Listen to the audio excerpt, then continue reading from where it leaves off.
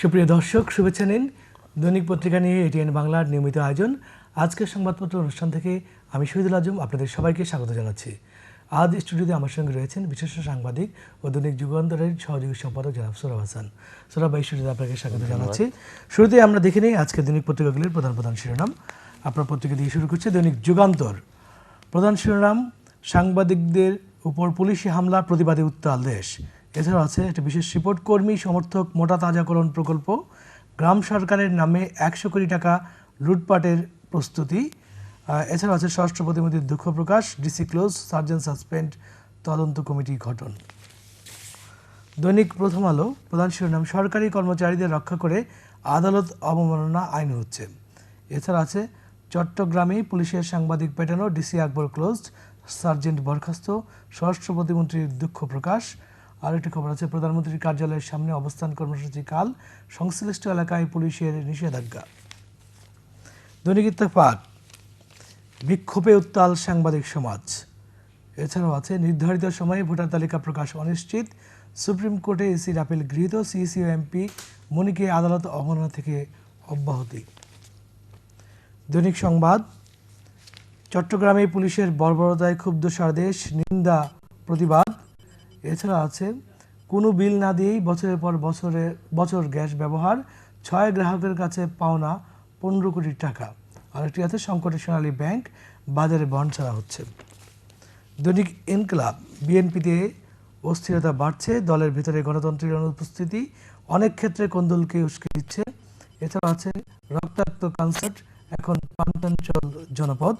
আর একটি খবর আছে, কূটনীতিকদের প্রতি প্রধানমন্ত্রী বাংলাদেশের জনগণের সাফল্যকে স্বীকৃতি দিন। একই সাথে শেখ হাসিনার বিরোধী দলীয় নেতার একটি কমেন্টস আছে এখানে, জামাতের সাথে সংলাপে বসা মানে শায়েক রহমান ও বাংলা ভাইয়ের সঙ্গে বসা। দৈনিক ভোরের কাগজ, সাংবাদিক নির্যাতনে বিক্ষুব্ধ দেশ, 24 ঘন্টার মধ্যে হামলাকারী পুলিশের শাস্তি দাবি, আজ প্রতি কলসন কাল কলম বিরতি। এছাড়াও আছে যুবলীগের মহাসমাবেশ আজ, প্রধানমন্ত্রীর কার্যালয়ে ঘেরাও ঠেকাতে পুলিশের নিষেধাজ্ঞা জারি, রাজধানী উত্তপ্ত। দৈনিক মানব জমিন, বড় দুদলই বাঁকা চোখে দেখছে। এছাড়া আছে বিরোধী দলের 3 দিনের শোডাউন শুরু, কাল নিরাপত্তা চাদরে ঢাকা পড়বে ঢাকা। আজকের কাগজ, পুলিশ আইন লঙ্ঘন করে 800 অদক্ষ এসআইয়ের পোস্টিং। এছাড়া আছে 3 দিন রাজনৈতিক পরিস্থিতি উত্তপ্ত থাকবে, রাজধানীতে চলছে ব্যাপক ধরপাকড়। দৈনিক জনকণ্ঠ, বন্ড দিয়ে ব্যাংকের দায় শোধ। এছাড়াও আছে একটি সংবাদ ভাষ্য, মধ্যযুগীয় বর্বরতা কাকে বলে, সেটি চট্টগ্রামে সাংবাদিক নির্যাতন নিয়ে। দৈনিক সমকাল, রাজনীতিতে আবার ঝড় হওয়া সংঘাত। এছাড়া আছে স্বরাষ্ট্র মন্ত্রণালয়ের রহস্যজনক নিরাপত্তা, যৌথ আদমশুমারি নেই, তাই আটকে আছে ছিটমহল বিনিময়। নয় দিগন্ত, আদালত অবমাননা থেকে সিইসি ও মনিকে অব্যাহতি। এছাড়াও আছে সব বিশ্ববিদ্যালয়ে অভিন্ন গ্রেডিং চলতি বছরেই কার্যকর হবে। দেশ বাংলা, শিক্ষা প্রতিষ্ঠানে দুর্নীতি দমনে ট্র্যাপ অভিযান চালানো হবে। আমাদের সময়, সন্ত্রাসীদের কাছে জিমি, 3 লাখ আটকে পড়া পাকিস্তানি। এছাড়া আছে শনাক্তকরণের স্টিকার ও পৃথক নিবন্ধনের ব্যবস্থা, এমপির শুল্কমুক্ত গাড়ি বাণিজ্য বন্ধে বিশেষ উদ্যোগ নেওয়া হচ্ছে। বাংলা বাজার পত্রিকা, সাংবাদিক নির্যাতনে সারা দেশ স্তম্ভিত। এছাড়াও আছে সেই ঘটনার ছবি দিয়ে এই সেই বীর পুরুষ ডিসি আকবর। দৈনিক খবরপত্র, চট্টগ্রাম, সার্জেন্ট সাসপেন্ড, পুলিশের ডিসি ক্লোজড, সাংবাদিকদের উপর হামলার ঘটনা। The Daily star, future black money getting cleaned. The independent, uniform grading system for universities adopted. Bangladesh Observer, BSF missing troops along border. এছাড়া আছে Hasina tells Mujibnagar demit, no talks with the Jamaat. News Today, restriction on POC's program. এছাড়া আছে COP brutally on journalists sparks angry protest. The New Age, JCD, BCL, Shibir, Nexus spills money out of admissions. The Bangladesh Today, flow of foreign grants falls drastically. The New Nation, crude oil prices hit $70 a barrel। এবং সবশেষে আমার হাতে পত্রিকা the Financial Express, government prepares fresh list of duty quota free export items. তবে এই ছিল আজকের পত্রপত্রিকাগুলোর প্রধান প্রধান শিরোনাম। তবে চট্টগ্রামের টেস্টে ক্রীড়া সাংবাদিকদের উপর পুলিশের যে বর্বরোচিত জঘন্যতম হামলা, সেই হামলা নিয়ে ফুসে উঠেছে সারা দেশ, বিক্ষুব্ধ সাংবাদিক সমাজ। গতকাল ঢাকায় একাধিক প্রতিবাদ সমাবেশ হয়েছে, মিছিল হয়েছে, কর্মসূচি দেওয়া হয়েছে। একই সাথে স্বরাষ্ট্রমন্ত্রী এই ঘটনার জন্য দুঃখ প্রকাশ করেছেন এবং দায়ী যে ডিসিকে ক্লোজ করা হয়েছে এবং সার্জেন্টকে প্রত্যাহার করা হয়েছে। এই নিয়ে আজকে সবগুলি পত্রিকায় খবর আছে, একাধিক খবর আছে এবং এখানে কার্টুন আছে আকবরকে নিয়ে। এটা দুঃখজনক যে সাংবাদিকরা সংবাদ করতে যায় নিজেরাই সংবাদের বিষয় হয়ে পড়েছে এবং সেটি পুলিশ, আইনানুগ একটি বাহিনী, যে জনগণের ট্যাক্সের পয়সায় চলে, সেই বাহিনী এভাবে নির্মমভাবে সাংবাদিকদের উপর নির্যাতন করেছে এবং কোনো উস্কানি ছাড়া সাংবাদিকরা সেখানে তাদের কোনো বিক্ষোভ করছিল না, প্রতিবাদ জানিয়েছিল তাদের নির্যাতনের। আর সেখানে মহিলা সাংবাদিক ছিলেন, তারা বেধড়ক পিটিয়েছে বললে ভুল হবে, যে এটা প্রতিশোধ স্পৃহা নিয়ে তারা ঝাঁপিয়ে পড়েছিল সাংবাদিকদের উপর। আর সেখানে দেখা গেছে যে সব পুলিশ যে এই কাজ করেছে তা না, বিশেষ করে ডিসি আকবর এবং সার্জেন্ট নামটা ভুলে গেছি, যে এই দুজন মনে হয়েছিল যে তাদের পূর্ব কোনো ক্ষোভ এবং প্রতিশোধ থেকে এই ঘটনাটি ঘটিয়েছে এবং তাদের বাহিনীকে সেই কাজে লাগিয়েছে। আর স্বরাষ্ট্র প্রতিমন্ত্রী দুঃখ প্রকাশ করেছেন এবং কিছু ব্যবস্থা নিয়েছেন, তবে এই ব্যবস্থা খুবই প্রতিবারই দেখা গেছে যে ক্লোজ করা হয় অথবা সাসপেন্ড করা হয়, তারপর এই ঘটনার তদন্ত হয় না এবং বিচারও হয় না। এর আগে এনএসএ অফিসে সাংবাদিকদের পিটিয়েছিল, তাদের বিরুদ্ধে ব্যবস্থা নেওয়া হয়নি। সুতরাং আমরা আমরা খুব ভরসা পাই না যে এই ঘটনার সত্যিকার বিচার হবে, বিচার না হলে আবার ঘটনা ভাই, যে এটাকে যদিও একটা বিচ্ছিন্ন ঘটনা বলা হচ্ছে, তবে ধারাবাহিকতা, কিছুদিনের ধারাবাহিকতা, এটাকে বিচ্ছিন্ন বলার কিন্তু খুব একটা সুযোগ থাকে না। এই কারণে যে আমরা দেখেছি যে বিরোধী দলের যে আন্দোলনের সময় ঢাকায় এরকম একজন মহিলাকে নির্যাতন করা হয়েছে, যার বিষয়টি আদালত পর্যন্ত ঘুরিয়েছে। তারপরে কানসাটে আমরা দেখেছি যে নির্বিচারে পুলিশ যে আন্দোলনকারীদের উপর গুলি চালিয়ে হত্যা করেছে মানুষ, এবং তারপরেই কিন্তু এই চট্টগ্রামের ঘটনাটি ঘটলো। তার চেয়ে বড় হলো যে সরকারের বিরুদ্ধে আন্দোলন করেও, সরকারের বিরুদ্ধে কথা বললেও হয়তো পার পাওয়া যায়, কিন্তু পুলিশের বিরুদ্ধে কথা বললে কিন্তু পার পাওয়া যায় না। ঢাকায় যে বিরোধী দলের কর্মসূচিতে যে মেয়েটি আক্রান্ত হয়েছিলেন, তিনি আদালতে মামলা করায় তার বিরুদ্ধে একাধিক মামলা করা হয়েছে, এমনকি তার স্বামীর বিরুদ্ধেও। সুতরাং পুলিশে একটা কথা আছে যে বাঘে ছিল 18 গা, পুলিশে ছিল 36 গা। এরকম অবস্থাটা হয়েছে। কানসাটে বাড়িতে যখন যে বাড়িতে লোকজন নেই, পুরুষ লোকজন না থাকায়, আর সেখানে যে মহিলা এবং শিশু ছিল তাদের উপরে তারা ঝাঁপিয়ে পড়েছে। সুতরাং পুলিশ একটি পিটুনি বাহিনীতে পরিণত হয়েছে। এরা জনগণের শান্তি রক্ষার চেয়ে জনগণের শান্তি বিনষ্ট করতে তৎপর। আমরা আশা করি যে পুলিশের এই আচরণ বদলাবে এবং সেটা বদলাতে পারে সরকার।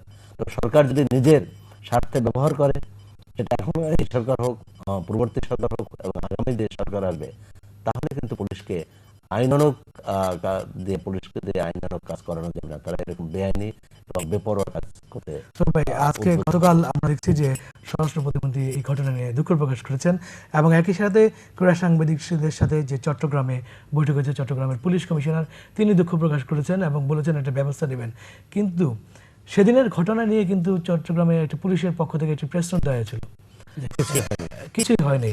এবং যখন ইলেকট্রনিক মিডিয়া, আমরা খুব অবাক হই না যে সবসময় এরকম ঘটনা ঘটিয়ে তারা অস্বীকার করে, সরকার অস্বীকার করে, প্রেস নোট দেয়। তো এখানে কিছুটা ইতিবাচক দিক যে সরকার জনপ্রতিক্রিয়াতে আজ করতে পেরে তাৎক্ষণিক কিছু পদক্ষেপ নিয়েছে। আমরা মনে করি সেটি যথেষ্ট নয়। তবে এই তদন্ত এবং ভবিষ্যতে এই ধরনের ঘটনা ঘটবে না এই নিশ্চয়তা সরকারকে দিতে হবে। এই 7 দিনের মধ্যে তদন্ত কমিটি গঠন করা হয়েছে, রিপোর্ট দিতে বলা হয়েছে। তবে এই তদন্ত কমিটির এখান থেকেই বোধহয় আরেকটি প্রশ্নে আমরা যেতে পারি যে এর আগে আরেকটি ঘটনা যে আমাদের দেশে যে তদন্ত কমিটি গঠন করা হয় এবং তার রিপোর্টগুলি কতগুলি বাস্তবায়ন হয়, তার রিপোর্ট বাস্তবায়ন হয় না। প্রথমত হচ্ছে তদন্ত কমিটির রিপোর্টই প্রকাশ করা হয় না যদি সরকারের পক্ষে যায়। আর সরকারের পক্ষে গেলে পক্ষে না গেলে যখন রিপোর্ট হয় না, আবার সরকারের পক্ষে গেলে সেটিও নানাভাবে তাদের তা নিয়ে কারসাজি করা হয়। তবে সরকারের যদি কোনো সংস্রব না থাকে এবং সত্যি যদি ঘটনাটি গুটি কয়েক পুলিশের কাণ্ড হয়ে থাকে সরকারের কথা মতো, আমরা আশা করব যে সরকার সেই আন্তরিকতা প্রমাণ দেবে এবং পুলিশের বিরুদ্ধে, অভিযুক্তদের বিরুদ্ধে দৃষ্টান্তমূলক শাস্তি দিবে অন্তত এই ক্ষেত্রে। যাই হোক, আমরা আরেকটি খবরের দিকে আসি যে সব ভাই, রাজনৈতিক অঙ্গন আবার উত্তপ্ত হয়ে এসছে এবং কালকে প্রধানমন্ত্রীর কার্যালয়ে ঘেরাওয়ের কর্মসূচি রয়েছে। ইতিমধ্যেই পুলিশ কিন্তু সংশ্লিষ্ট এলাকায় নিষেধাজ্ঞা জারি করেছে যে সেখানে সভা সমাবেশ করা যাবে না। বিক্ষোভ করা যাবে না। কারণ হচ্ছে যে বিরোধী দলের কর্মসূচি শান্তিপূর্ণভাবে পালিত হবে না, এটাই আমরা ধরে নিয়েছি। কারণ সরকার, বিরোধী দল যদি সেই 144 ধারা বা নিষেধাজ্ঞা ভাঙতে চায় তখন সরকার বাধা দেবে, পুলিশ বাধা দেবে এবং বাধা দিলে সংঘাত হওয়া অনিবার্য হয়ে উঠবে। এই ধরনের একটি কর্মসূচি, এটি ঠিক যে প্রধানমন্ত্রীর কার্যালয়ের সামনে কতটার সামনে অবস্থান নেওয়া যাবে সে নিয়ে হতে পারতো, আলাপ আলোচনা হতে পারতো বা নিরাপত্তার ব্যবস্থা করতে পারতো। কিন্তু এই নিষেধাজ্ঞা জারি করার ফলে বিরোধী দলকে কিন্তু সংঘাতের দিকে ঠেলে দেওয়া হলো।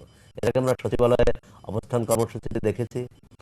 বিরোধী দল কিন্তু যেখানে নিরাপত্তা বেষ্টনী করেছিল, অর্থাৎ যেখানে ব্যারিকেড তৈরি করেছিল, সেখানেই তারা অবস্থান নিয়েছিল।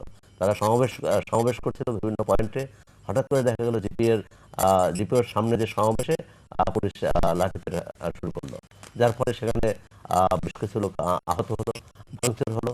এই ধরনের ঘটনার দায় কিন্তু শেষমেশ সরকারের উপরই পড়বে। এর পরের দিন হরতাল আছে।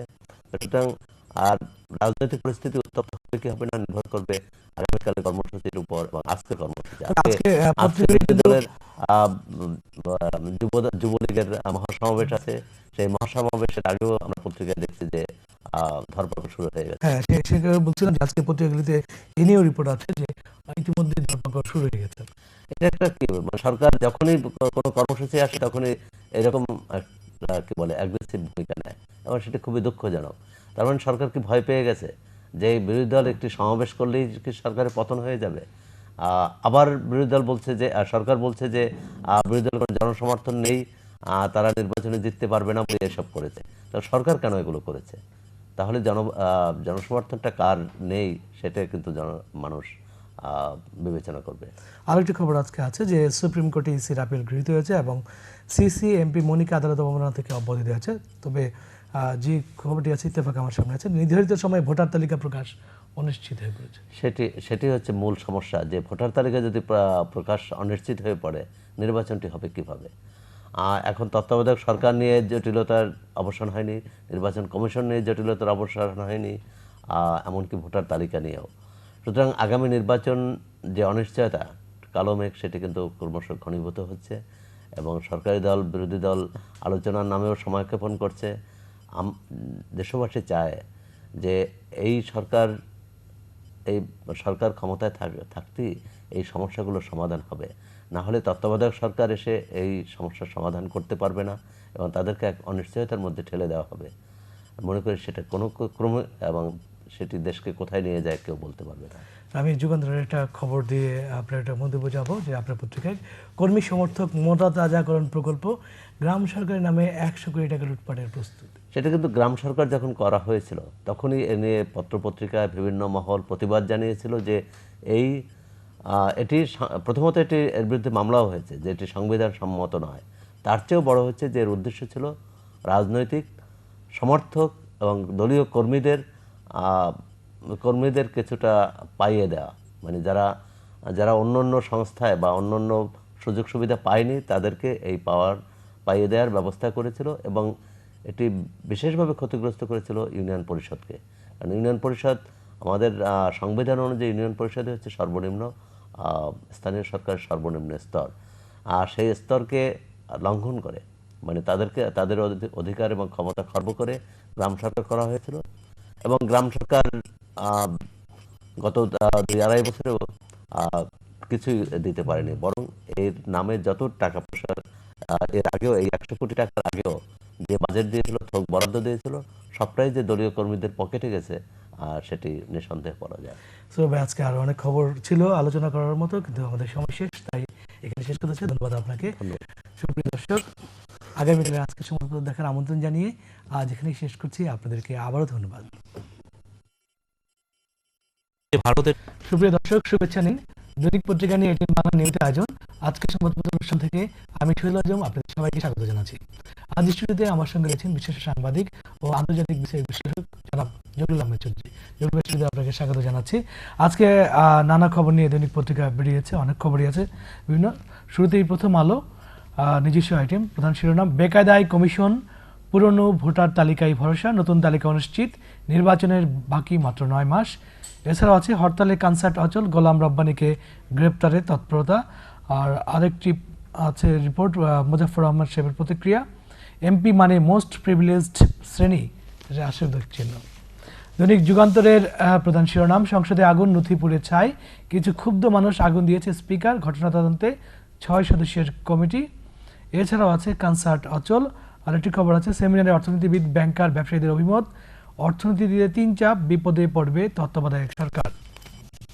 দৈনিক ইত্তেফাক সোনালী অতীত, বিবর্ণ বর্তমান, জীবন ও জীবিকার সংকটে বিপর্যস্ত শাঁখারী বাজার, পুরনো ঢাকার অলিগলি নিয়ে। এছাড়া আছে সংসদ ভবনে রহস্যজনক আগুন, গুরুত্বপূর্ণ ফাইল পুড়ে ছাই, দুর্ঘটনা নয় পরিকল্পিত। দৈনিক জনকণ্ঠ 1 বছরে 75 বার বন্ধ, আশ্চর্যজনক চিহ্ন। জোটের 80 মেগাওয়াটের সাফল্যও ম্লান, টঙ্গী পিকিং বিদ্যুৎ প্ল্যান্ট চলছে না। এছাড়া আছে কনসার্ট অচল, জনতার দখলে সব এলাকায় পুলিশ টহল। আর একটি খবর আছে দেশ আজ সংকটে, বলেছে ঢাকা চেম্বার। দৈনিক ইনকিলাব সংসদ ভবনে 3টি স্থানে রহস্যজনক আগুন, এটা নাশকতা, ডেপুটি স্পিকার, তদন্ত কমিটি গঠন, নিরাপত্তা জোরদার।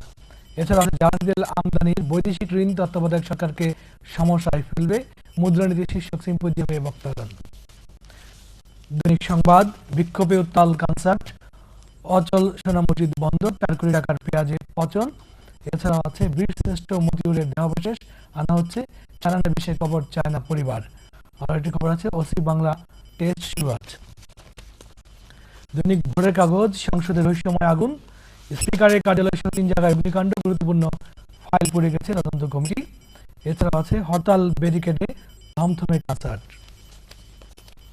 দৈনিক আজকের কাগজ আর্থিক খাতের বিশৃঙ্খলায় বিপর্যস্ত দেশ। এছাড়া আছে শিক্ষাবিদদের অভিমত, ডক্টর ইউনূসের ফর্মুলা রাজনীতিকে এনজিওকরণের একটি প্রক্রিয়া। জনতার চোখ কনসার্টে হরতাল চলছেই, সোনা মসজিদ স্থলবন্দর অচল। এছাড়া আছে রাজনীতির মোড় যে কোনো দিকেই। নয়া দিগন্ত বিভিন্ন স্থানে কালবৈশাখীতে 5 শতাধিক গ্রাম লন্ডভন্ড, নিহত 7। এছাড়া আছে কনসার্ট পরিস্থিতি থমথমে, সোনা মসজিদ স্থল বন্দরের সঙ্গে যোগাযোগ বিচ্ছিন্ন, দুপক্ষই অনড়, দাবি আদায় না হওয়া পর্যন্ত ধর্মঘট চলবে। আমাদের সময় দাবির হলগুলিতে আতঙ্কের নাম ছাড় পোকা। দৈনিক খবরপত্র টাটার বিনিয়োগ স্বাদ ও সরকারের মধ্যে এখনো বিরাট ফারাক, বিশেষ সাক্ষাৎকারে আবাসন পরিচালক মানজার হোসেন, আমরা আমাদের সুবিধা চাইব, সরকার চাইবে জনগণের সুবিধা। বাংলা বাজার পত্রিকা কাল পরশুর মধ্যে জলিলের চিঠি জবাব দেবেন মানন ভূঁইয়া, জামাতকে বাদ দিয়ে সংস্কার আলোচনায় যাবে না বিএনপি। দৈনিক দেশ বাংলা 34 বছরে খাদ্য উৎপাদন বেড়েছে 2.5 গুণ, সুফল পায় না কৃষক, সংগ্রহ অভিযানের ব্যর্থতার কারণ দুর্নীতি। The Daily star electoral reforms, consensus hope fading away. As the concert agitators attack cops, Thames vehicles. The Independent economic crisis looms large. The Bangladesh Observer concert road blocked. The News Today uneasy calm at concert. As the fresh bomb attacks by GMB feared. Red alert at all key points. The News hundreds of juveniles languish in their jails. The New Nation GCCI urges political parties avoid confrontation for betterment of country. The Bangladesh Today, US considering use of nuclear bomb against Iran. এবং সবশেষে আমার হাতে পত্রিকা the Financial express, revenue shortfall from cutting contingency expenditure. এই ছিল আজকের পত্রপত্রিকাগুলোর শিরোনাম। যেগুলো ভাই অনেকগুলি শুরুতেই বলেছিলাম যে আজকে অনেক খবরই আছে পত্রিকায়, তবে একটি খবর বেশ কমন সবগুলি পত্রিকায়, সেটা হচ্ছে সংসদ ভবনে আগুন, স্পিকারের কক্ষ সহ 3টি, এবং সেখানে তদন্ত কমিটি গঠিত হয়েছে। বলা হচ্ছে যে এখানে নাশকতার ঘটনা ঘটতে পারে। হ্যাঁ, সংসদ ভবনে এবং স্পিকারের দপ্তরে আগুন, এটা নিঃসন্দেহে একটি অত্যন্ত উদ্বেগজনক ঘটনা, এবং সেই কারণেই আজকে আমরা অনেকগুলো সংবাদপত্রে এই সংক্রান্ত যে সংবাদ আছে সেটাকে নিয়ে আমরা শিরোনাম করতে দেখেছি। পাশাপাশি আমরা এটাও দেখেছি যে এই ধরনের ঘটনা কী করে ঘটেছে, এটাই কোনো অ্যাক্সিডেন্ট নাকি স্যাবোটেজ। এখন স্পিকার বলেছেন যে কিছু ক্ষুব্ধ মানুষ আগুন দিয়েছে স্পিকার, আর ঘটনার তদন্তে 6 সদস্যের একটি কমিটি করা হয়েছে। এই আগুনে বেশ কিছু গুরুত্বপূর্ণ নথি, ডকুমেন্ট নষ্ট হয়েছে, সেগুলি পুড়ে গেছে। তবে জাতীয় সংসদে যেটা আমরা সংবাদপত্র দেখতে পেয়েছি, 145 জন নিরাপত্তা জনিত কর্মী এবং কর্মকর্তা আছেন। তা সত্ত্বেও এ ধরনের একটি ঘটনা কী করে ঘটল, যদি এটা স্যাবোটেজ হয়ে থাকে, যেটা স্পিকার বলেছেন, ডিপ্টি স্পিকার বলেছেন, তাহলে কী করে সম্ভব হলো, সেটা বেশ কিছু প্রশ্নের উদ্বেগ করেছে স্বাভাবিকভাবেই। যে নিরাপত্তা সেখানে কতটুকু বিরাজমান, এবং এই ধরনের একটি গুরুত্বপূর্ণ এবং স্পর্শকাতর ভবনে নিরাপত্তার কাজটা কি পর্যাপ্ত রয়েছে, এই প্রশ্নটি আসবে। যাই হোক, আমরা মনে করি এই ঘটনাটা অত্যন্ত উদ্বেগজনক, এবং যেহেতু এটা অ্যাক্সিডেন্ট নয়, এবং কোনো কোনো পত্রিকার রিপোর্ট লিখে ওই সময় যে ক্লোজ সার্কিট যে ক্যামেরা ছিল, সেই ক্যামেরাটাও বন্ধ ছিল। তো এগুলো মিলে যেটা আপনার সুস্পষ্ট ইঙ্গিত দেয় যে এটা হয়তো স্যাবোটেজ বা কোনো নাশকতামূলক কাজ হওয়ার সম্ভাবনা বেশি, এবং সেটাই কর্তৃপক্ষ বলেছেন।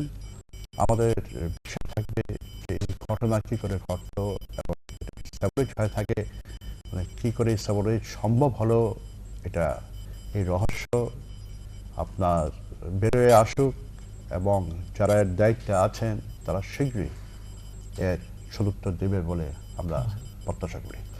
আরও একটি খবর আজকে আছে, সে হলো কনসার্ট। গত কয়েকদিন ধরেই আছে, আজও পত্রিকাগুলিতে আছে সচিত্র প্রতিবেদন যে কনসার্ট অচল, এবং যে গোলাম রব্বানী শতাধিক নেতার বিরুদ্ধে মামলা।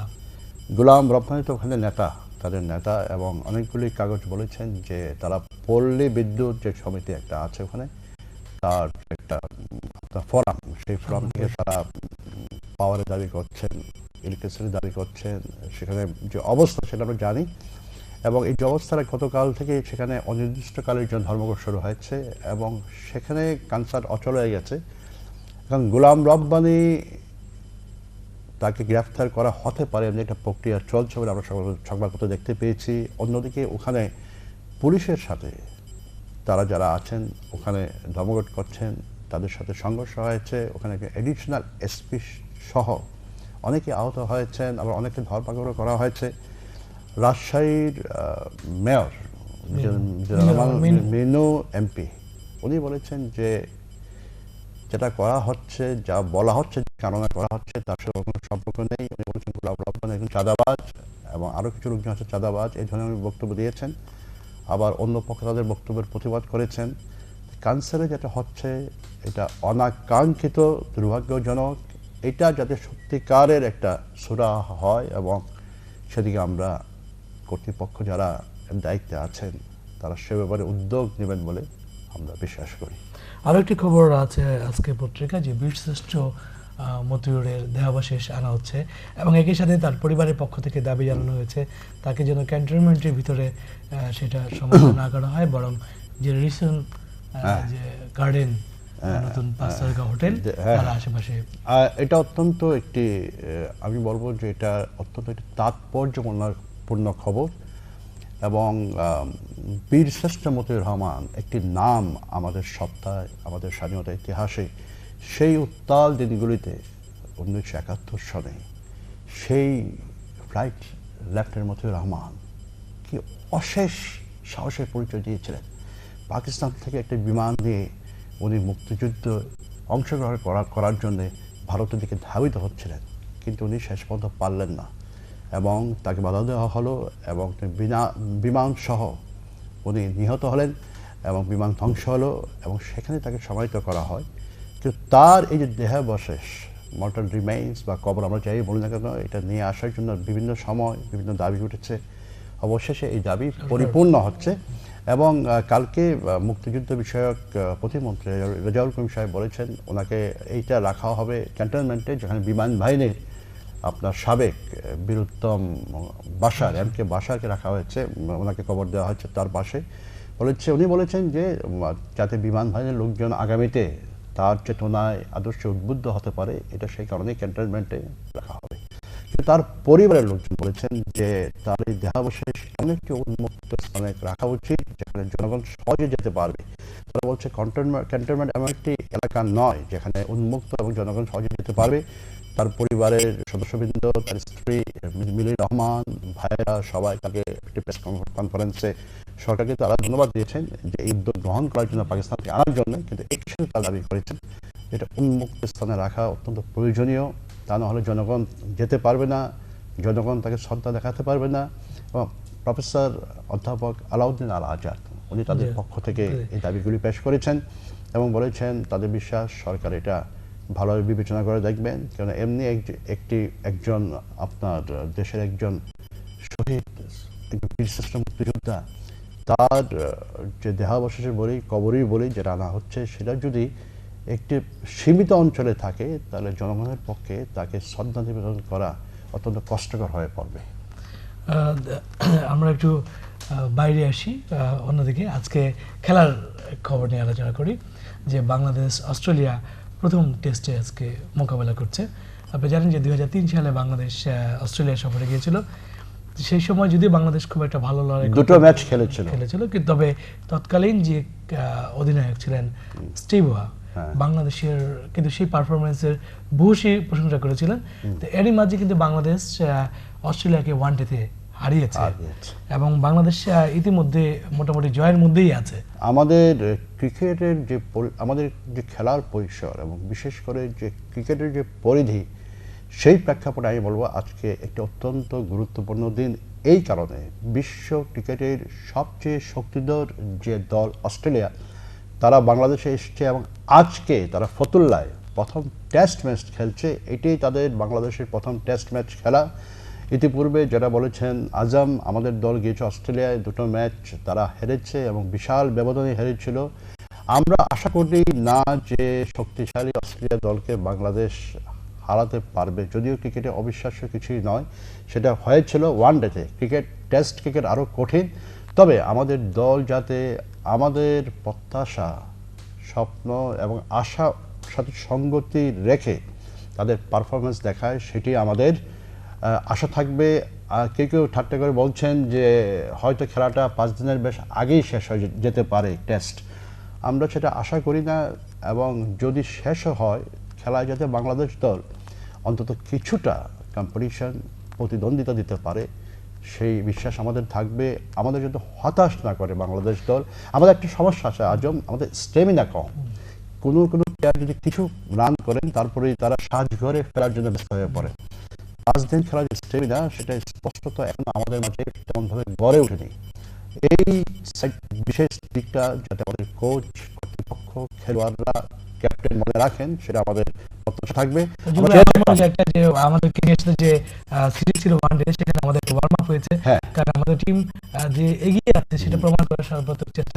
এবং অস্ট্রেলিয়ার সাথে আমরা যে দিন দিন উন্নতি করছি, সেটা কিন্তু প্রমাণ করার একটা বিশেষ সুযোগ রয়ে গেছে এবং এই অবকাশটা নিঃসন্দেহে আপনার সদ্ব্যবহার করা উচিত বাংলাদেশ দলের। আরেকটি খবরের দিকে আছে দেশের, যদি আমাদের সময় প্রায় শেষ পর্যায়ে, যে নেপালের পরিস্থিতি আজম অত্যন্ত উদ্বেগজনক। দক্ষিণ এশিয়ায় দেশটি জর্জরিত হয়ে যাচ্ছে দুটো কারণে। একদিকে রাজনীতিবিদদের সাথে সরকার রাজা জ্ঞানেন্দ্র উনি সমস্ত ক্ষমতা অগণতান্ত্রিকভাবে নিজের হাতে গ্রহণ করেছেন, তার সাথে পলিটিক্যাল পার্টিদের সংঘাত, অন্যদিকে মাস ইনসার্জেন্সি দেশকে শেষ করে ফেলছে। গতকাল পরশু কাঠমান্ডু সহ বিভিন্ন স্থানে অবস্থা অত্যন্ত খারাপ ছিল।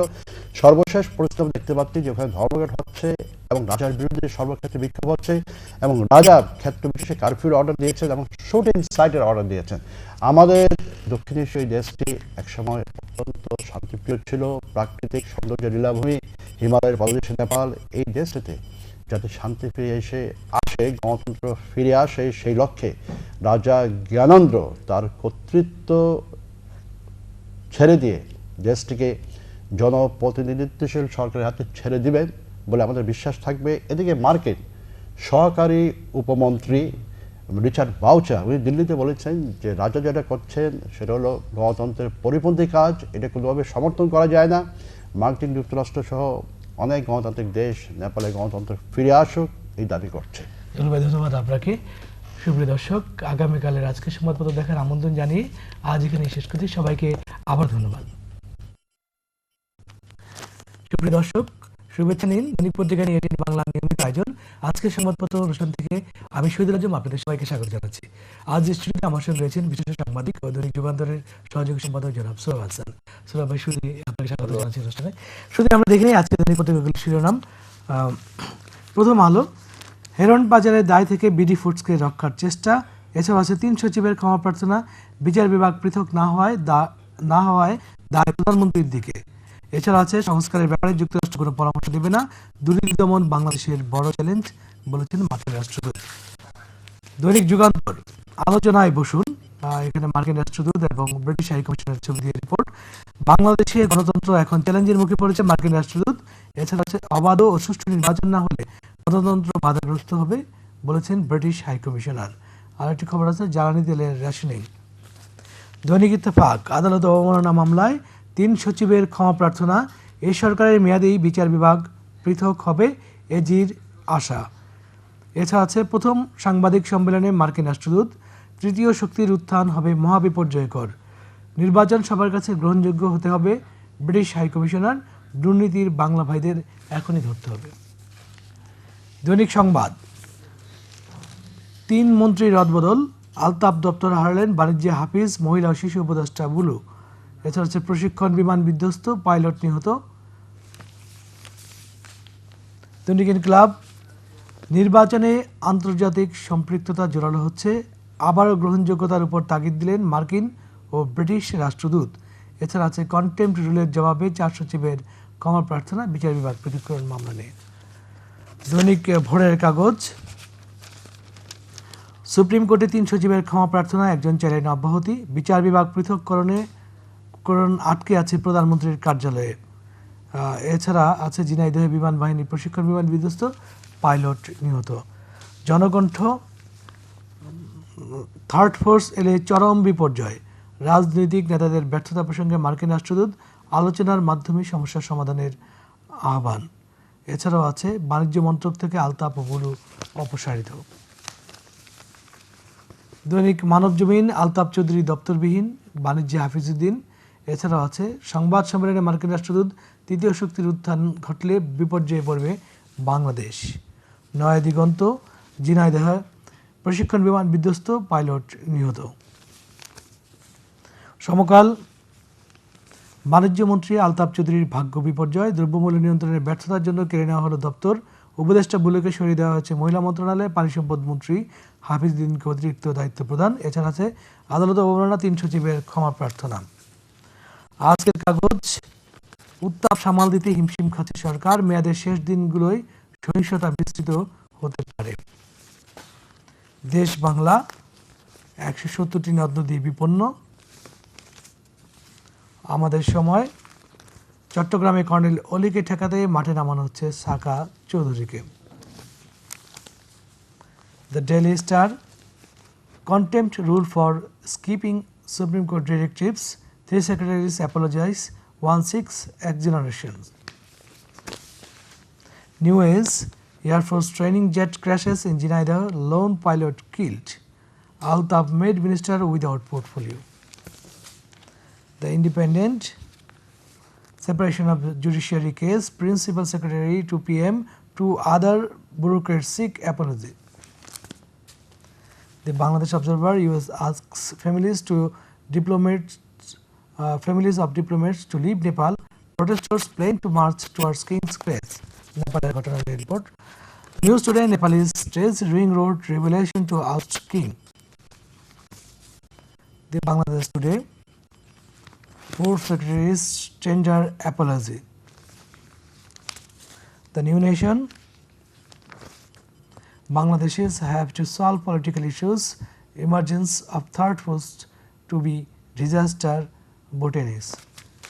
এবং সবশেষে আমার হাতে পত্রিকা the Financial Express, cabinet body approves deals to set up rental power plants in private sector.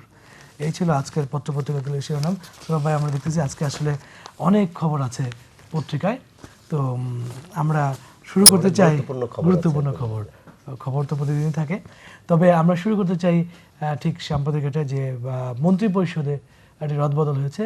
Altaf Hossain চৌধুরীকে দপ্তরবিহীন করা হয়েছে বাণিজ্য মন্ত্রী, এবং তার এই জায়গায় অতিরিক্ত দায়িত্ব দেওয়া হয়েছে পানি সম্পদ মন্ত্রী মেজর অবসরপ্রাপ্ত হাফিজউদ্দিনকে।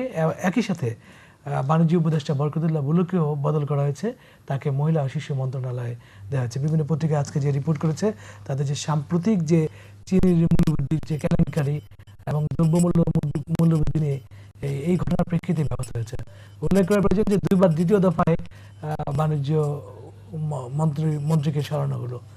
আচ্ছা, প্রথমে যে প্রশ্নটি করতে হয় সেটি হচ্ছে যে সাবেক সদ্য বিদায়ী বাণিজ্য মন্ত্রী আলতাফ হোসেন চৌধুরী, তিনি বাণিজ্য মন্ত্রণালয়ে যেমন ব্যর্থতার পরিচয় দিয়েছেন, এর আগে স্বরাষ্ট্রমন্ত্রী হিসেবে চরমভাবে ব্যর্থ হয়েছিলেন। তাকে আবার দপ্তরবিহীন মন্ত্রী করার কি প্রয়োজন? এই যে রাষ্ট্রের অপচয়, এই জন্য কিন্তু সরকারকে জবাবদিহি করতে হবে। যিনি দুটি মন্ত্রণালয়ে ব্যর্থ হয়েছেন, তাকে আবার আরেকটি দপ্তরবিহীন মন্ত্রী করা, এর আগেও এই সরকার একাধিক জনকে দপ্তরবিহীন মন্ত্রী করেছেন। আমার মনে হয় এটা হচ্ছে রাষ্ট্রের জনগণের পয়সা অপচয়।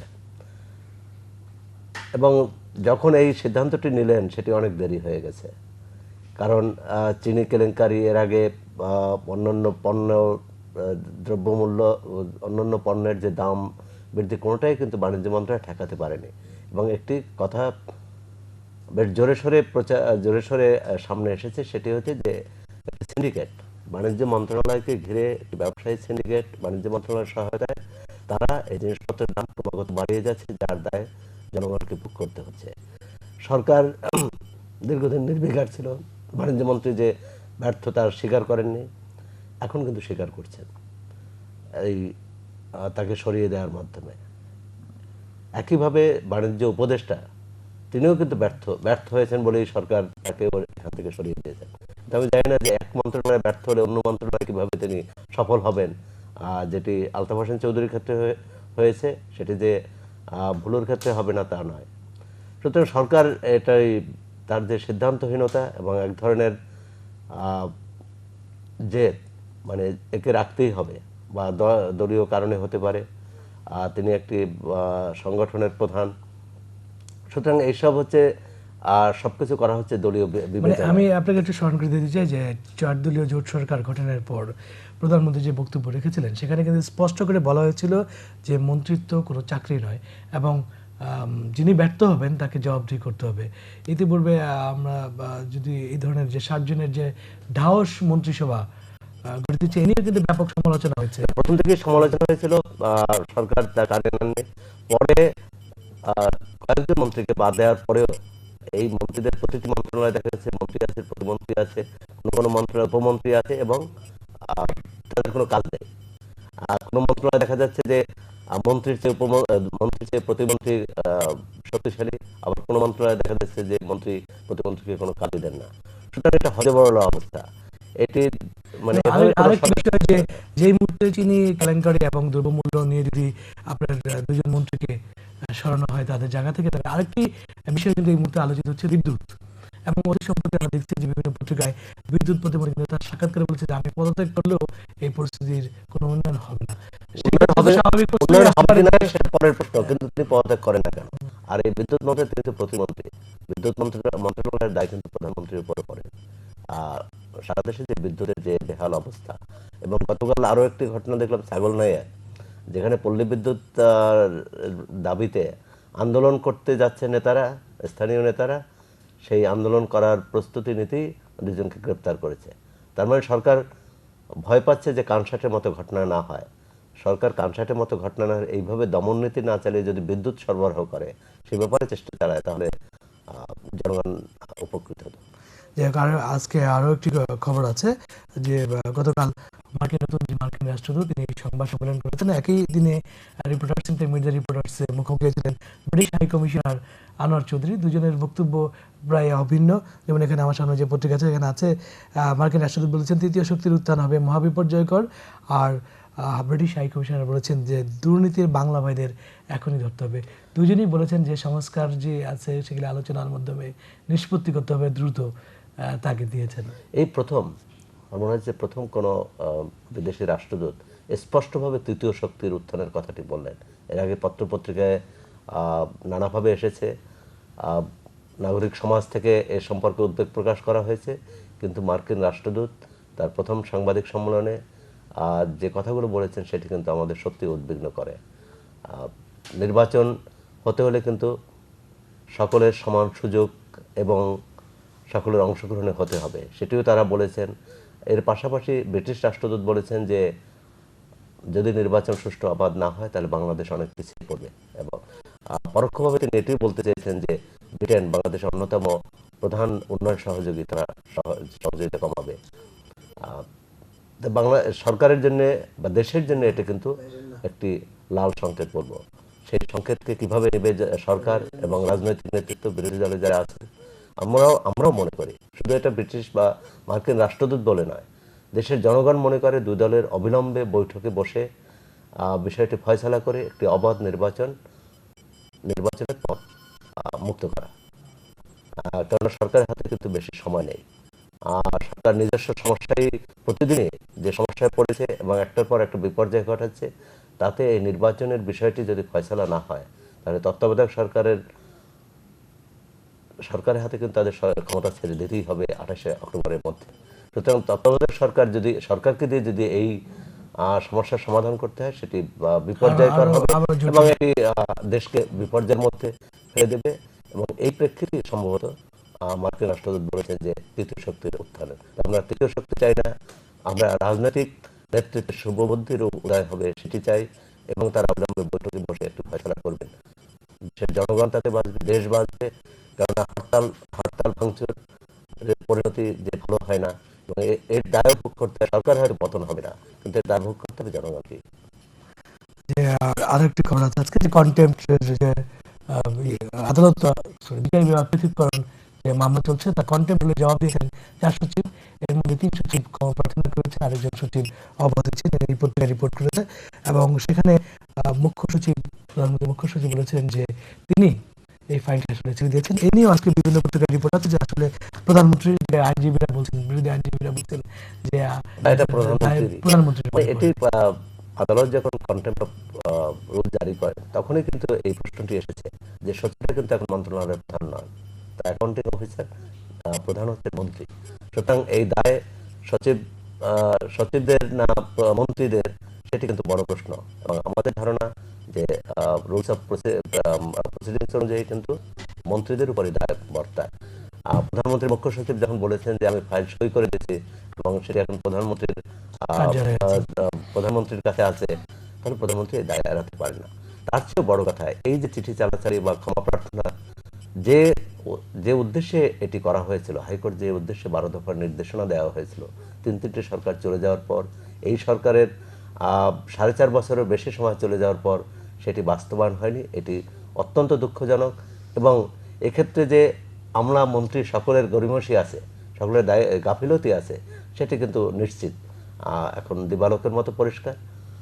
তবে আজকে অবিলম্বে আমরা চাই, এজির আশা এখানে আছে যে এই সরকারের মেয়াদে বিচার বিভাগ পৃথক হবে। এজি অনেকবার আশা করেছেন, এর আগে মন্ত্রী আশাবাদ ব্যক্ত করেছেন, কিন্তু আমরা সেই আশায় আর ভুলতে চাই না।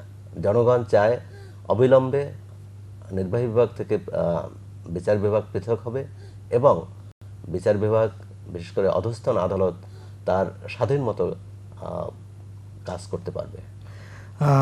সব শেষে আমরা দুটি মর্মান্তিক দুর্ঘটনার খবর দিয়ে জানাতে চাই। একটি হলো যে বিমান বাহিনীর একটি প্রশিক্ষণ বিমান বিধ্বস্ত হয়েছে গতকাল ঝিনাইদহ এয়ারপোর্ট চাঁদপুরে, এবং সেখানে একমাত্র যে ফ্লাইট ক্যাডেট ছিলেন তিনি নিহত হয়েছেন।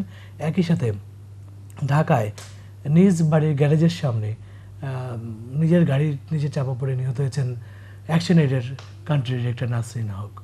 দুটি দুটোই ঘটনা খুবই মর্মান্তিক, দুর্ভাগ্যজনক, এবং আমাদের দুই যে স্ব ক্ষেত্রে প্রতিষ্ঠিত এবং পেশাদার, তাদের এই মর্মান্তিক মৃত্যুতে আমরা শোকাহত। বিমান বাহিনীর দুর্ঘটনার এর আগেও দুর্ঘটনা হয়েছে। এটি 12 বছরে হ্যাঁ, এটি হয়তো 14 বার শুধু হয়েছে। বাংলাদেশেই নয়, অন্যান্য দেশেও এই প্রশিক্ষণ বিমান যখন প্রশিক্ষণ নেয় তখন এই ধরনের দুর্ঘটনা ঘটে। সেক্ষেত্রে যেটা দেখার বিষয় যে সর্বোচ্চ সতর্কতা যাতে এই ধরনের দুর্ঘটনা কম হয় বা দুর্ঘটনা না হয়। কারণ যে পরিবারটি, যে পাইলটকে আমরা হারালাম, দেশের যেমন ক্ষতি, সেই পরিবারের জন্য আর কোনো সান্ত্বনার ভাষা নেই। তেমনি নাসরিন হক আমাদের দেশে একজন খুবই পরিচিত গবেষক এবং নারী নেত্রী। তার এই মর্মান্তিক মৃত্যুতেও আমরা শোকাহত। বিশেষ করে তার গাড়ি গ্যারেজ থেকে নামানোর সময় যে নিয়ন্ত্রণ হারিয়ে তার উপর পড়ে যায়, এটি আসলে অস্বাভাবিক দুর্ঘটনা। অস্বাভাবিক দুর্ঘটনা। এবং এর পিছনে অন্য কোনো কারণ আছে কিনা সেটি হয়তো তদন্ত করলে জানা যাবে, কিন্তু কোনো তদন্তই আর তাদের ফিরিয়ে আনতে পারবে না। আমরা তাদের মৃত্যুতে তাদের আত্মার শান্তি কামনা করি। ধন্যবাদ সৌরভ ভাই আপনাকে। আমাদের সময় শেষ। সুপ্রিয় দর্শক, আগামীকালের আজকের সংবাদপত্র দেখার আমন্ত্রণ জানিয়ে আজ এখানেই শেষ করছি। আপনাদেরকে আবারও ধন্যবাদ। সুপ্রিয় দর্শক, শুভেচ্ছা নিন। দৈনিক পত্রিকা নিয়ে এটিএন বাংলার নিয়মিত আয়োজন আজকের সংবাদপত্র অনুষ্ঠান থেকে আমি শহীদুল আজম আপনি সবাইকে স্বাগত জানাচ্ছি। আজ স্টুডিওতে আমার সঙ্গে রয়েছেন বিশেষ সাংবাদিক ও আন্তর্জাতিক বিষয়ক বিশ্লেষক জনাব জগলুল আহমদ চৌধুরী। জগলুল ভাই, আপনাকে স্বাগত জানাচ্ছি স্টুডিওতে। ধন্যবাদ। বাংলা অবশ্যই একদিন ছুটির পর আজকে দৈনিক পত্রিকা আবার বেরিয়েছে, অনেক খবরই আছে আজকে। শুধু দেখে নিই প্রধান শিরোনামগুলো। দৈনিক প্রথম আলোর প্রধান শিরোনাম, কানসার থেকে পুলিশ বিডিআর প্রত্যাহার, জনতার উল্লাস। আলোচনায় বসার 3 পূর্ব শর্ত মেনে নিয়েছে সরকারি প্রতিনিধি দল। চাঁপাইনবাবগঞ্জে আজ আওয়ামী লীগের হরতাল। এছাড়াও আছে বিদ্যুৎ চাইতে গিয়ে রাত কাটছে আমবাগানের অন্ধকারে। এবং আরও একটি খবর, বর্ষবরণে মেতে উঠে মানুষ, ঢাকা ছিল উৎসবের নগরী। দৈনিক যুগান্তর প্রধান শিরোনাম, কানসার্টে জনতার জয়, পুলিশ 144 ধারা ও মামলা প্রত্যাহার, গ্রেপ্তারকৃতরা মুক্ত। এছাড়াও আছে ইতিহাস হয়ে হলো কানসার্ট, এটি গোলাম সরোয়ার সাহেবের একটি নিজস্ব লেখা। আর একটি রিপোর্ট আছে, কাবিতা টিআর, ওরা সব লুটে পুটে খাচ্ছে। দৈনিক ইত্তেফাক, আনন্দ উচ্ছ্বাসে বর্ষবরণ। এছাড়া আছে কানসার্টে হাজার হাজার মানুষের বিজয় উল্লাস। পুলিশ ফিরিয়ে নেওয়া হচ্ছে এমপির পুষ্পতলিকা দাহ। আজ জেলায় হরতাল। রব্বানীকে সন্ত্রাসী বলা ঠিক হয়নি বলেছেন মেয়র মিউ। দৈনিক সংবাদ, অসাম্প্রদায়িক বাংলাদেশে জঙ্গিবাদের ঠাঁই নেই, গোটা দেশ মেতেছিল বৈশাখী উৎসবে। এছাড়াও আছে তেল কিনতে জরুরি 2,500 কোটি টাকা চায় মন্ত্রণালয়। আর একটি খবর আছে, বিএনপির বিরুদ্ধে বিএনপি বিদ্রোহীরা জোট বাঁধছেন। দৈনিক ইনকলাব, উৎসবের পরিবেশে নববর্ষ উদযাপিত। এছাড়া আছে 4 ঘটনায় সরকার বিব্রত। দৈনিক জনকণ্ঠ, 2 ঘন্টায় 5 খুন। এছাড়া আছে লাখ লাখ মানুষের ঢল, মৌলবাদী হামলার ভীতি তুচ্ছ করে বরণ করা হলো নববর্ষকে। দৈনিক ভোরের কাগজ, কানসার্টের জনতা জয়োল্লাস, পুলিশ বিডিআর প্রত্যাহার, গ্রেপ্তারকৃত 32 জন মুক্ত। রব্বানীর সঙ্গে আজ সরকারের চুক্তি। এছাড়াও আছে একই ব্রাশফাইনে পুরান ঢাকায় আওয়ামী লীগ ও বিএনপি নেতা খুন, সন্ত্রাস বিরোধী পঞ্চায়েত বৈঠকে সন্ত্রাসী হানা। জনতার চোখ, নিশ্চিত খবর ছিল জঙ্গিরা শায়েক রহমান ও বাংলা ভাইকে মুক্ত করার জন্য মার্কিন পিস করের সদস্যদের জিম্মি করবে। এছাড়া আছে কানসার্টে পুলিশ প্রত্যাহার, জনতার উল্লাস। আরেকটি খবর আছে, শ্বেতহস্তি প্রশাসন কেন ব্যর্থ হলো। সমকাল, কানসার্টে জনরোষের মুখে পুলিশ বিডিআর প্রত্যাহার, সরকারি কমিটির সমঝোতা বৈঠক ব্যর্থ। আজ চাপাইয়ে সকাল সন্ধ্যা হরতাল। এছাড়া আছে রাজধানীতে আওয়ামী লীগ নেতা সহ 9 জন খুন। আজকের কাগজ, উচ্ছ্বাসে উৎসবে বাঙালির বর্ষবরণ, কনসার্ট ট্র্যাজেডির প্রতিবাদে কালোবেজ, হবিগঞ্জ লক্ষ্মীপুরে জুয়ারিদের হামলা। এছাড়া আছে নিষেধাজ্ঞা মাথায় নিয়ে জজ চূর্ণ পদত্যাগ করে কি দায় এড়াতে পারবেন? নয়া দিগন্ত, কনসার্টে পুলিশ প্রত্যাহার, 144 ধারা তুলে নেওয়া হয়েছে জনতার বিজয় মিছিল। এছাড়া আছে আওয়ামী লীগ, বিএনপি ও যুবদল নেতাসহ রাজধানীতে 9 খুন। আমাদের সময়, কনসার্ট সোনা মসজিদ সড়ক থেকে পুলিশ প্রত্যাহার। এছাড়া আছে 50,000 টাকা লাভ করে 10,000 টাকা জরিমানা দেওয়া কোনো ব্যাপারই না। এটা ভেজাল বিরোধী একটি অভিযান নিয়ে। দৈনিক দেশ বাংলা, বড় দু দলেই মনোনয়ন প্রত্যাশীদের তীব্র কোন্দল, অস্বস্তিতে হাইকমান্ড। দৈনিক খবরপত্র, কনসার্ট থেকে পুলিশ প্রত্যাহার, জনতার উল্লাস। The Daily Star, voter list becomes iffy on legal tangles. এছাড়া আছে cops called off rally ban withdrawn. The Bangladesh Observer, Awami League Jubodal leaders among 5 killed in city.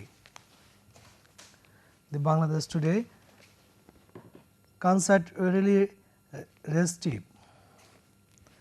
The New Nation, Section 144 lifted, police withdrawn from concert. The New Age, concert comes as talks begin.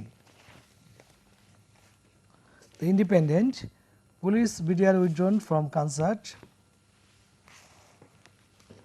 The News Today, moved bail Sonali Bank out of BPC arrests. এবং সবশেষে আমার হাতে পত্রিকা the Financial Express, recapitalisations of support for Sonali Bank likely in fiscal 07। এই ছিল আজকের পত্রপত্রিকাগুলোর শিরোনাম।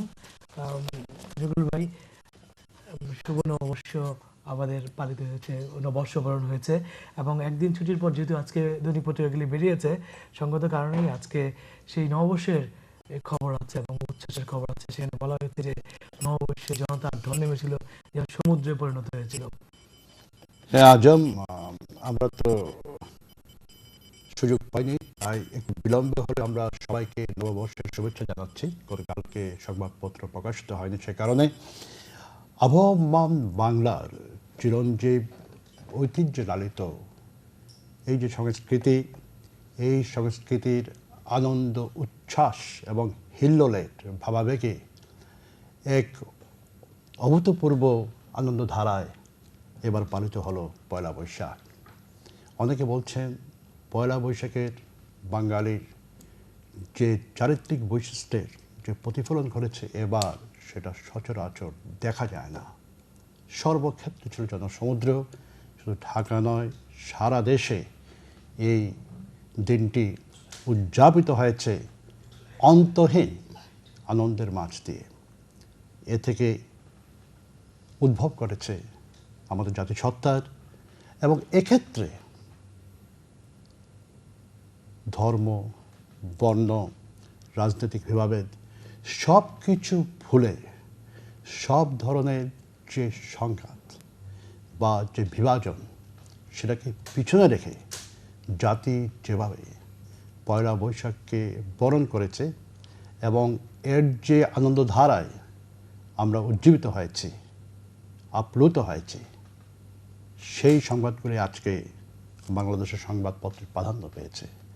জাতিসত্তার এই যে একটি মোহনীয় শক্তি, সেটা কিন্তু বারবারই আমাদের কাছে ফিরে আসে পয়লা বৈশাখের মাধ্যমে। আবার আমরা চেয়ে থাকবো আরও একটি পয়লা বৈশাখের দিকে, সেটা প্রায় 1 বছর পর।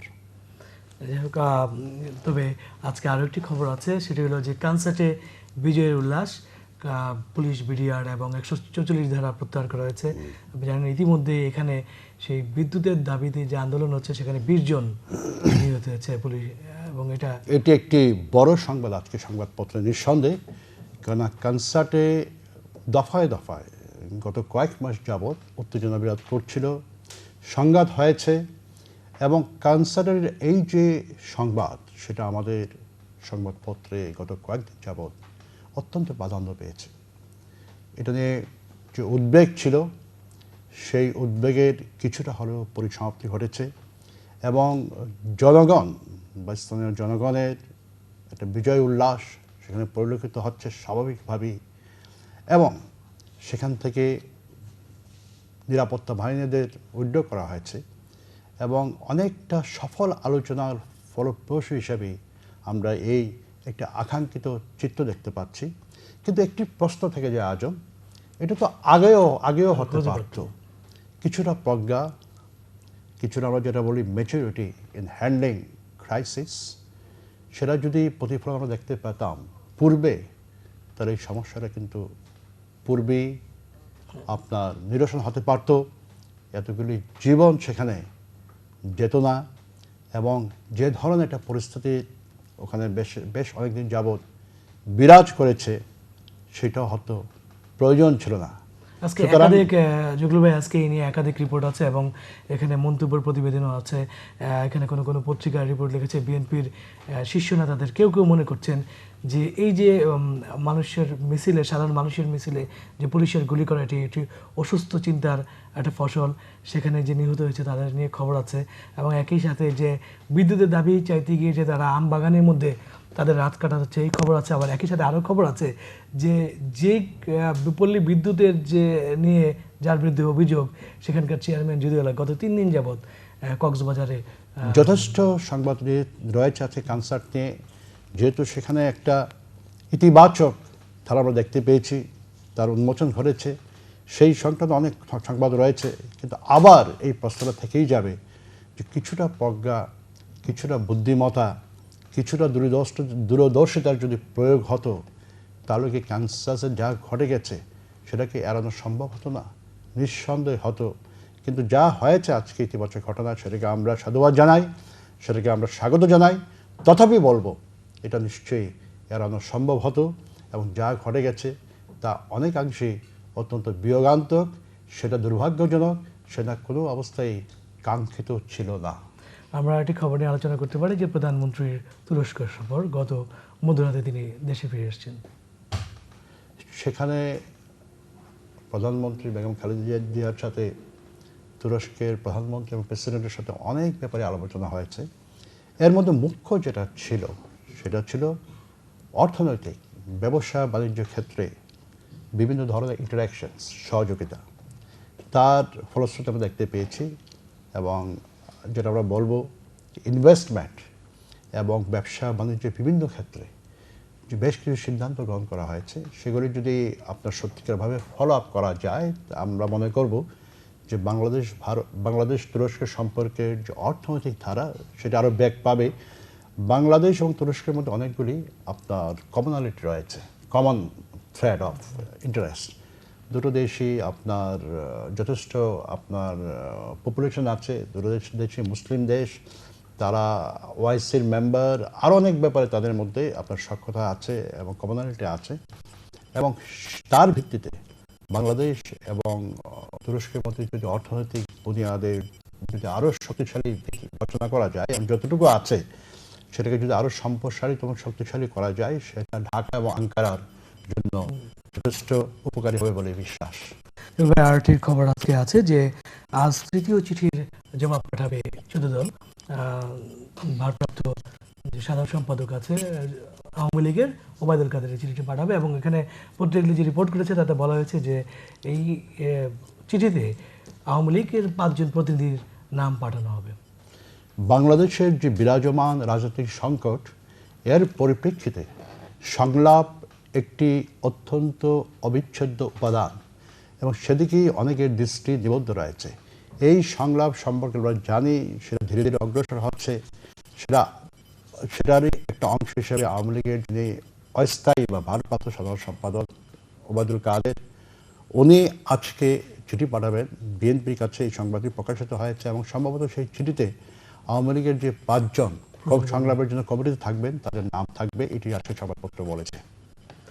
আমরা একটু দেশের বাইরে একটি খবর নিয়ে বলি, সেটা ইরান নিয়ে আজকে বিভিন্ন পত্রিকায় খবর আছে যে আগামী সপ্তাহে মার্কিন যুক্তরাষ্ট্রে তাদেরকে ইরানিয়ানদের ভিসা, ইরান নিয়ে সংকট বেড়েছে। ইরান নিয়ে যে সংকট ছিল সেটা আরো গভীরতা হয়েছে। গভীরতা হওয়ার কারণ 3 দিন পূর্বে ইরানের প্রেসিডেন্ট উনি ঘোষণা দিয়েছেন ইরান অত্যন্ত সফলভাবে তারা ইউরেনিয়াম ইনভেস্টমেন্ট করেছে, এবং বলেছে যে তার দেশ এখন নিউক্লিয়ার ক্লাবের অংশ।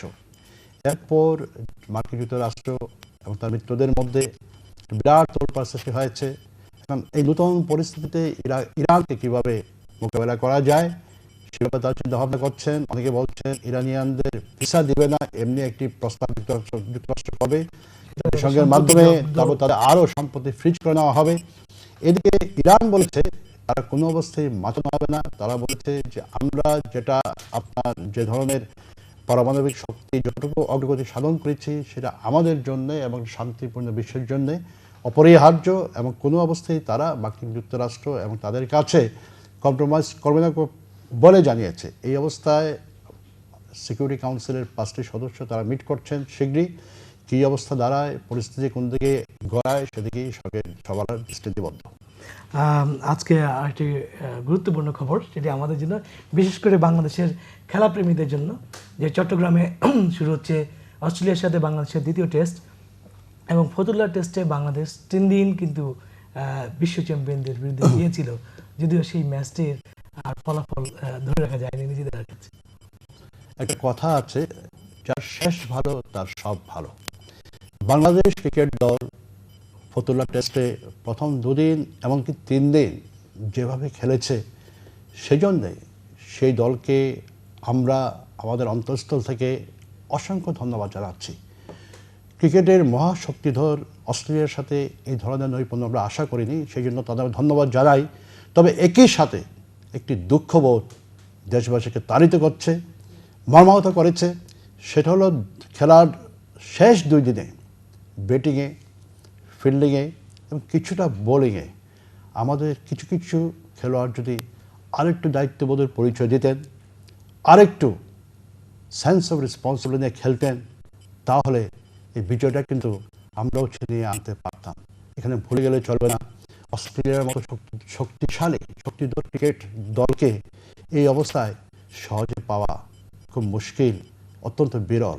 তাদের আমরা পেয়েছিলাম, জয় আমাদের কাছে ছিল, একটি বিজয়, অভাবিত বিজয় আমাদের সামনে হেঁটে যাচ্ছিল, সেটাকে আমরা ধরতে পারলাম না।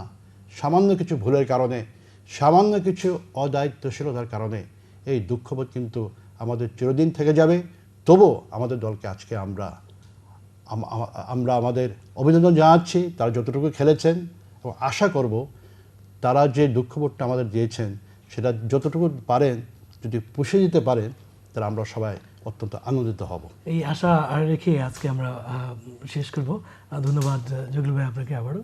সুপ্রিয় দর্শক, আগামীকালের আজকের সংবাদপত্র দেখার আমন্ত্রণ জানিয়ে আজ এখানে শেষ করছি। আপনাদেরকে আবারও ধন্যবাদ।